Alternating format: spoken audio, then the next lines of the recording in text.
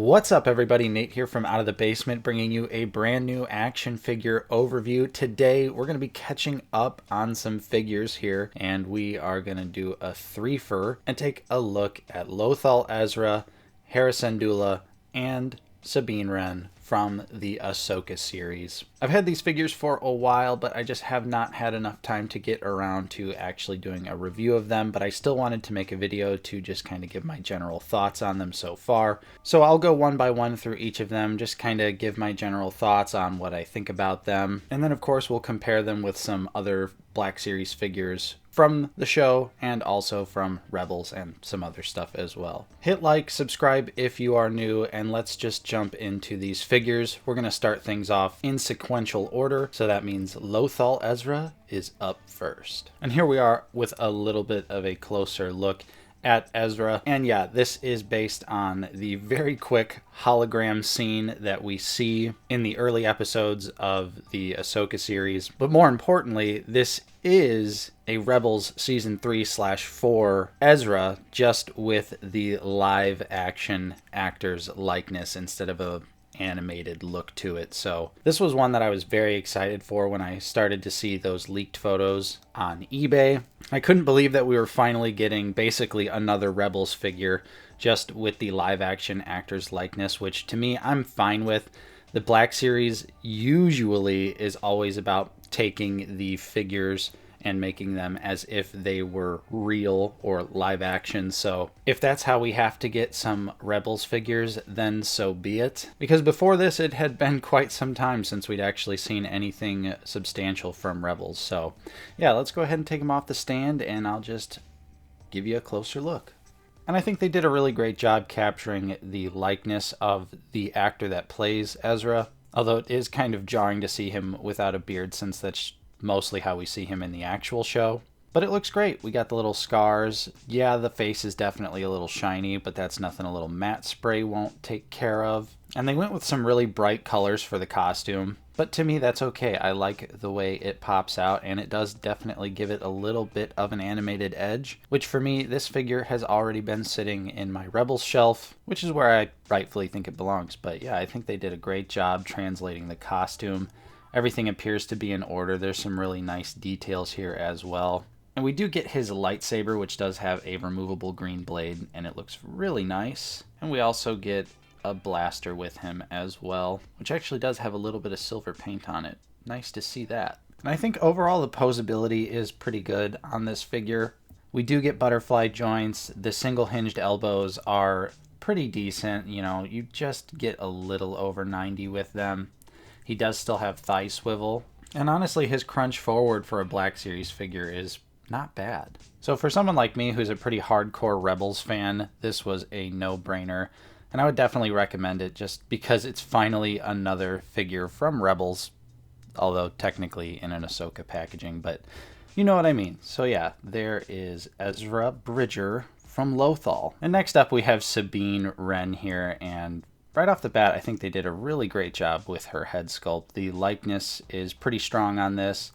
Her face is really not too shiny. It is ever so slightly, but when you compare her to Ezra, it's like night and day. And they are in the same wave of figures. So it's kind of strange because honestly, some parts of Ezra kind of make it seem like maybe he was an older figure and then they just did something new for the head. I'm not sure because this Sabine here is a brand new figure and she does have the most modern updates in terms of Black Series design. You know, she does not have the thigh swivel anymore, so you just kind of get a little bit there at the hip, which is okay. I mean, I'm not offended at this. I do think getting rid of thigh swivel is a little unnecessary, but I know Black Series is all about aesthetics, and so getting rid of a cut there is probably important to them, but to me I think it doesn't really make a difference. So she is a pretty solid figure just based on that, and of course you can see I'm avoiding putting the helmet on because that's the biggest issue with this Sabine figure is her helmet is absolutely cartoonishly large,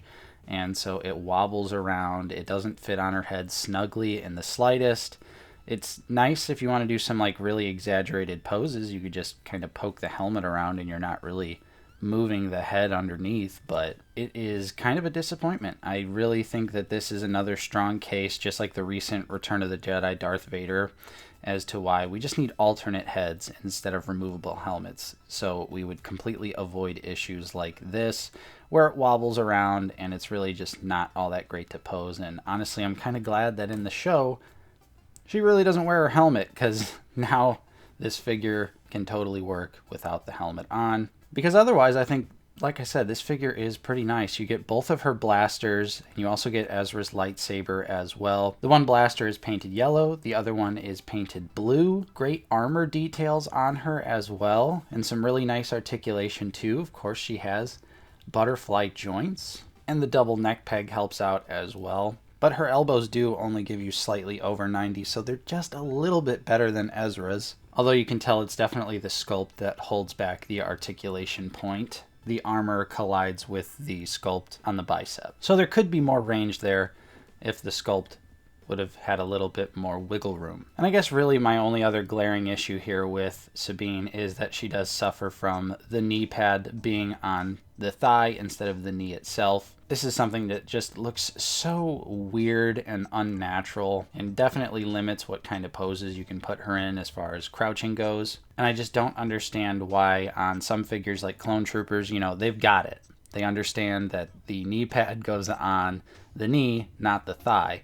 But then a figure like Sabine comes around and they just revert back. We've gotten figures with this issue fixed, and then they just regressed for Sabine for some reason. But otherwise, though, again, I think Sabine is actually a pretty solid figure. The details are nice. The head looks really solid. And finally, this is the newest figure of the three. We've got Hera Syndulla. She is actually a part of the wave after Ezra and Sabine. And Hera here is actually, surprisingly, the best of the bunch in my opinion. She's really light on accessories, of course. She only comes with her pistol, but it is really nicely detailed. It's got silver and bronze paint on it. The figure itself really turned out nice. I think the likeness to Mary Elizabeth Winstead here is very strong. The paint app details they included on the goggles, and just throughout the figure, on the jacket, the different patches and everything like that, and even the details on the back, that continues up to the Leku here. So they just did such a wonderful job.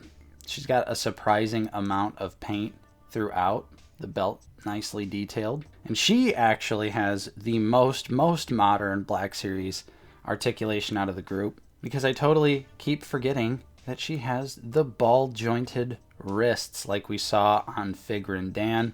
There are other figures I don't have yet, like Marok and Balin's Skull, that are also going to have the ball joint wrists, but of course this means you can go up, down, and all around, and it is just awesome. It helps out so much with the posability, and that is one thing that I'm glad that we are seeing more of on Black Series figures, because this is something that we really don't see on a lot of domestic companies. So to have Black Series starting to implement that, it's again one of those things where it's just closing the gap between the Black Series Star Wars stuff and things like SH Figuarts and Mafex. At least when it comes to figure design. Don't get me wrong about, accessories or anything else like that. I'm not arguing that. I'm just talking figure design. But she also does not have thigh swivel, and you really don't get too much out of her because of that, which is a little unfortunate. Hera's not really a figure you're going to be getting in too many crazy dynamic poses. She can definitely aim her blaster well enough, so I don't think it's too big of an issue, at least for me personally. And then we got some nice black boots down there.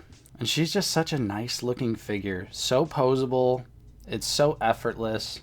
And she actually really surprised me when I finally got her open and started messing around with her. Like I said, out of these three, she's actually my favorite of them all. I'm just absolutely loving these Black Series figures with ball jointed wrists, and I'm actually pretty excited to get Marok in hand whenever that eventually does happen. And now let's just wrap things up here with a couple other comparisons to some Black Series figures. So we've got Rebel Sabine, Hera, and Ezra here. Sabine and Hera are the non-photoreal versions, and then Ezra is only available in photoreal, but here's a nice comparison between the AHSOKA versions and the Rebels releases. Then we'll move on to the AHSOKA Huyang and the Mandalorian AHSOKA with an Island Journey Rey cloak on her. Following that, we've got Kanan and Chopper.